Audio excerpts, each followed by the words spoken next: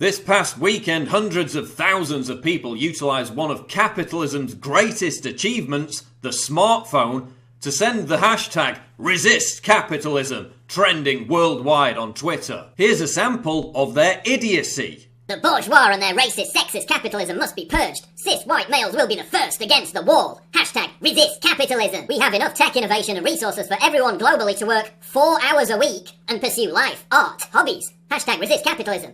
Your employer is stealing from you every minute you're on the job. Hashtag resist capitalism. Dear mom's basement dwelling communists, if you actually did resist capitalism with any degree of success, the following would not exist. Twitter, the iPhone you're tweeting hashtag resist capitalism from, the internet. Seriously, resist capitalism is what trends on Twitter when 13-year-old One Direction fans try to engage in politics. Here's the truth about capitalism.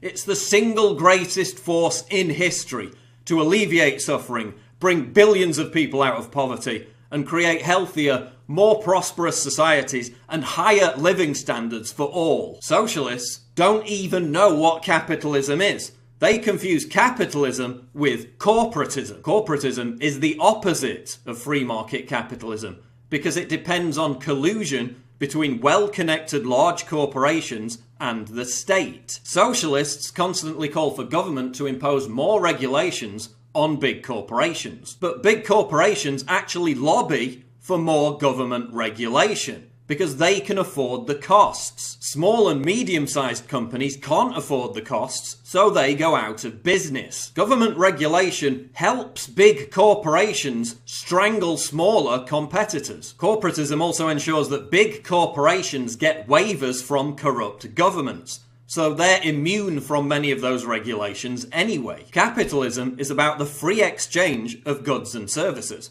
A competitive market creates quality because businesses fail if they don't please the consumer. Corporatism is about creating artificial monopolies that drive up prices and punish the consumer. Capitalism isn't the problem.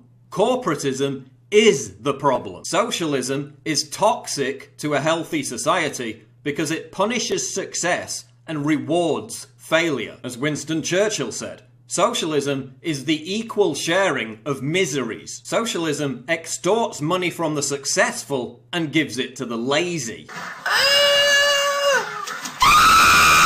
It's 2013, that's still good, right? That's like 2 years, right? Oh my god, that's 2.5 years! Whoa, what are you doing?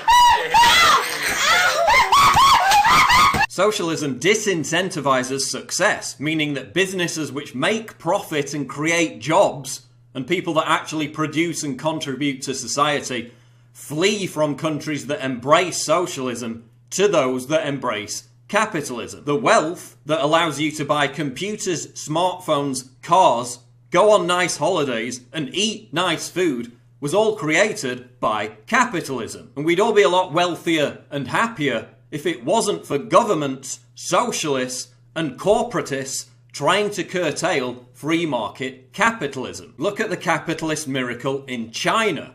In the last 3 decades, China has lifted more people out of extreme poverty than the rest of the world combined. 680 million people have escaped poverty in China thanks to capitalism. And it's a similar situation in India. Look at the standard of living in countries that reject capitalism. Venezuela has the largest proven oil reserves in the world.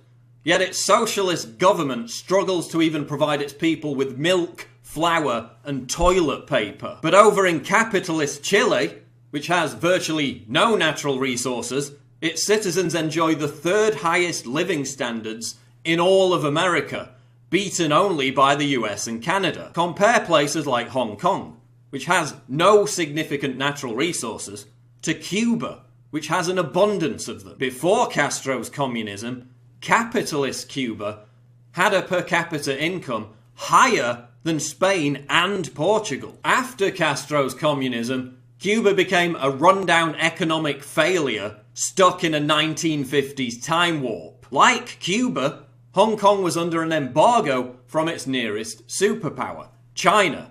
Back then it was one giant shantytown. But after embracing capitalism, Hong Kong now routinely tops lists for prosperity and quality of life. Compare Stalinist North Korea with capitalist South Korea. Same people, same location in the world, same natural resources. South Korea has produced Samsung, Hyundai and LG. North Korea has produced record starvation, concentration camps for political dissidents, and a line of hereditary dictators. Anti-capitalists point to Sweden as an example of a country that embraced socialism and prospered, but that's completely wrong.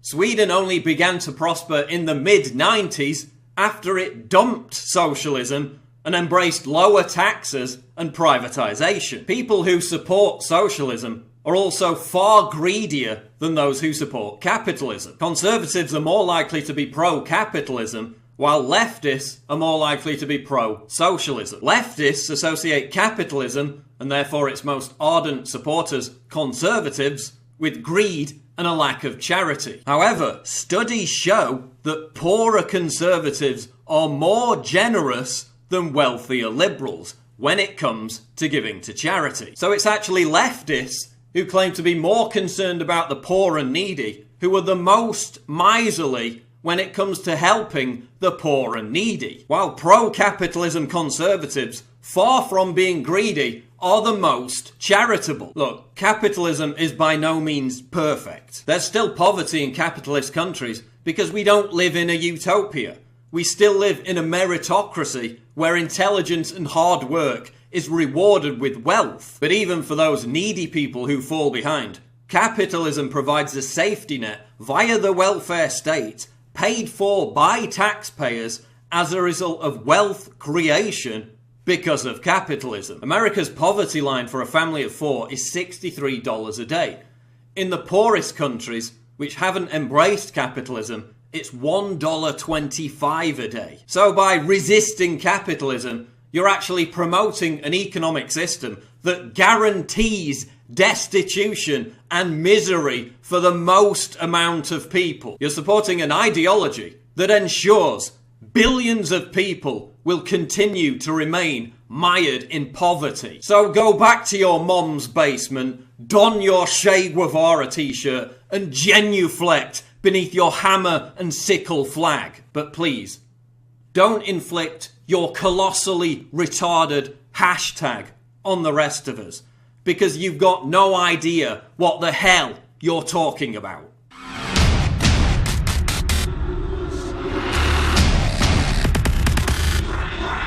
What?